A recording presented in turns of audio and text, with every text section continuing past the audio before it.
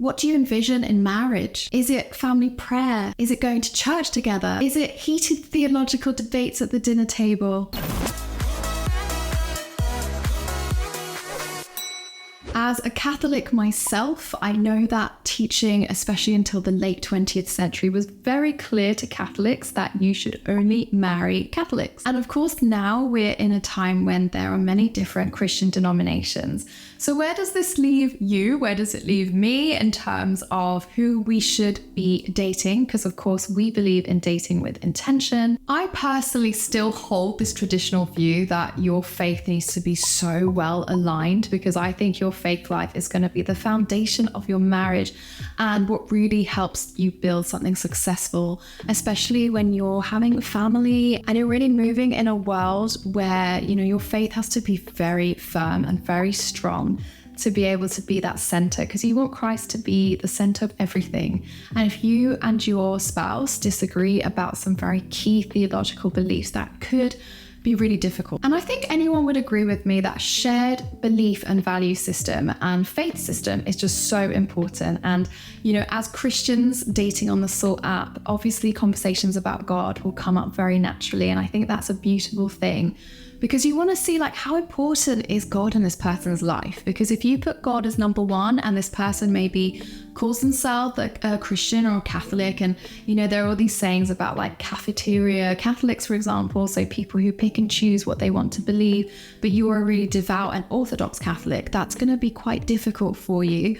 But saying that, we are also called to evangelize and also to debate. It's really healthy to have different ideas and different opinions. And we should really be fostering, you know, a democratic society where we can speak freely and really, you know, talk about our own ideas and share them, even if we don't agree with them, because that's how you learn and that's how you grow. So I'm also really of the opinion that it's good to have these very stretching conversations where someone say, well, why do you believe that? Or why don't you believe that? It could also make for a really fun date to have a little bit of that back and forth as well. Do I think that a mixed marriage can work? So a mixed marriage is when you're of different faith denominations, or maybe you have a Christian, then you have an agnostic and an atheist. And I have absolutely seen these marriages work in my friends' parents, or also in friends who are married now.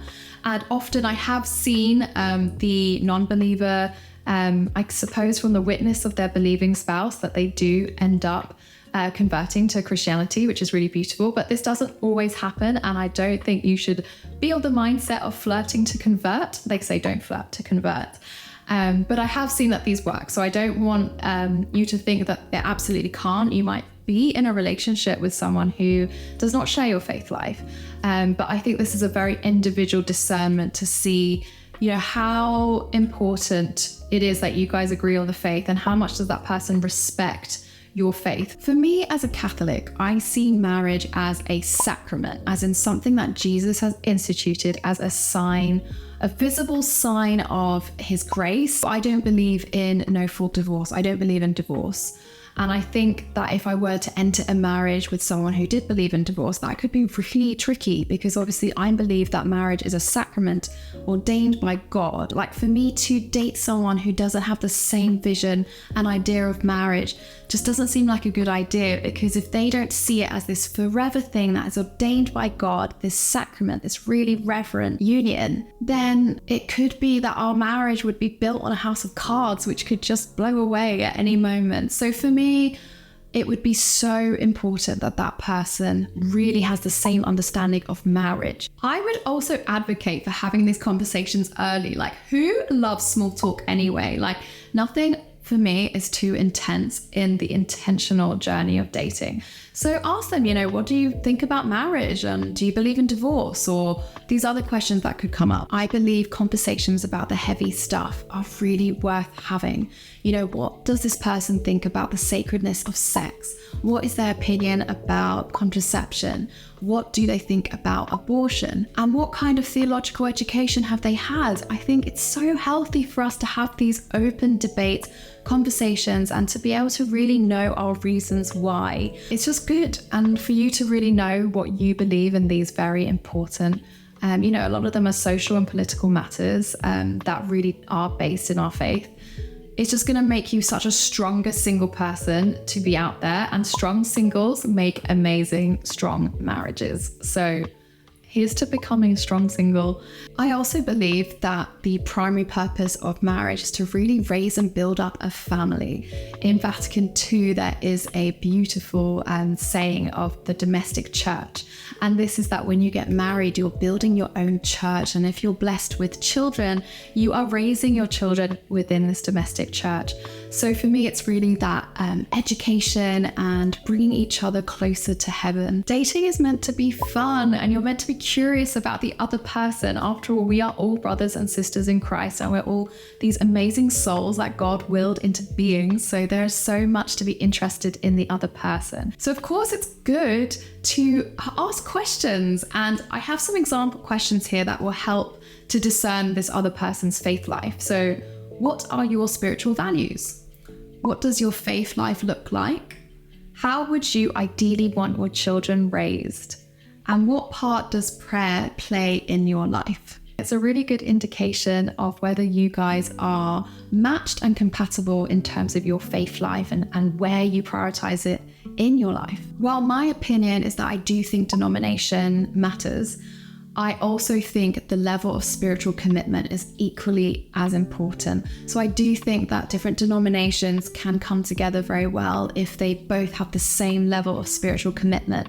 So if you're both, really putting Christ at the center of every single decision you do, that's also a really beautiful alignment that you could have. It's worth asking yourself questions like, what do you envision in marriage?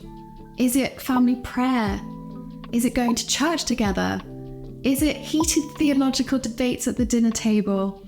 Or is it being married to someone who you love? Yes, but who may not be able to share any of the above with. It's also important to note that if you're in a relationship with an atheist or an agnostic person who doesn't quite understand your faith, it might be harder to really uphold your values and your desires, such as waiting until marriage or other things like that. So do be careful and do date with caution, and be very straight up about your own beliefs and your values to see if this person is going to respect them. And absolutely, I do know cases where people have been curious to know, why do you think that? Why do you believe that?